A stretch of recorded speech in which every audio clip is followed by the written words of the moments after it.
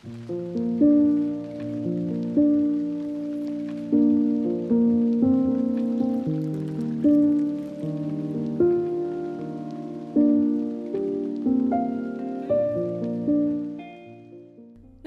मैं हूँ धीरिति शर्मा। आपका स्वागत करती हूँ हमारे शो गुड मॉर्निंग इंडिया में। आज हम आपके लिए लेकर आए हैं हमेशा की तरह कुछ खास। तो चलिए, सुबह की शुरुआत होनी चाहिए एक अच्छी सोच के साथ। चलिए बढ़ते हैं एक कदम आगे और जान लेते हैं आज का थॉट ऑफ द डे। कभी आपका मन बेवजह ही खुश रहे तो समझ लीजिए आज आपके लिए कोई हमेशा दुआ करता है। जैसा कि आप जानते हैं, हमें आप सभी की कितनी चिंता है।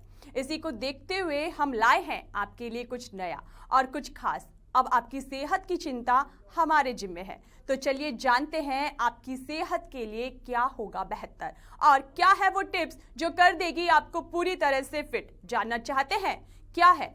इसे जानने के लिए बढ़ते हैं दूसरे कदम की ओर। वैसे तो रोजाना योग करना काफी जरूरी है, लेकिन हर किसी को योगा करना आता नहीं है। तो अब जानेंगे एक योगासन के बारे में जिसे हम गोमुख आसन के नाम से जानते हैं। गोमुख आसन एक योग आसन है जो दो शब्दों से मिलकर बना है, जिसमें गौ का मतलब गाय और मुख का मतलब मुंह और आसन यानी मुद्रा। यह हमारे हाथों, बाजुओं और कूलों को मजबूती देता है।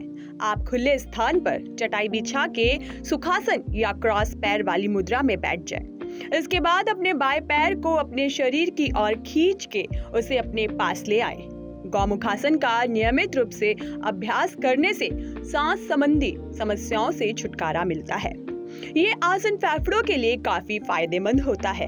डायबिटीज के मरीजों को रोजाना गौमुख आसन करना चाहिए। इस आसन को करने के लिए गाय के मुख के समान की आकृति बन जाती है। इस वजह से ही आसन को गौमुख आसन कहा जाता है।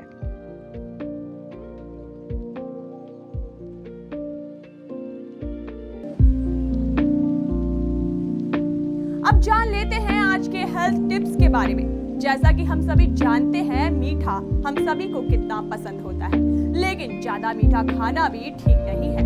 हनी स्वाद में मीठा होता है और स्वाद में आपको कई स्वास्थ्य संबंधी बीमारियों से बचा सकता है। इसमें कई पोषक तत्व मौजूद होते हैं, शरीर के लिए जरूरी है, कई समस्याओं में दवा के रूप में काम करता है। तो आइए जानते हैं, अगर आप नियमित रूप से शहद खाते हैं तो क्या फायदे हो सकते हैं। आयुर्वेद में शहद को सेहत का खजाना माना जाता है। औषधीय गुणों से भरपूर शहद आपको कई गंभीर समस्याओं से बचा सकता है।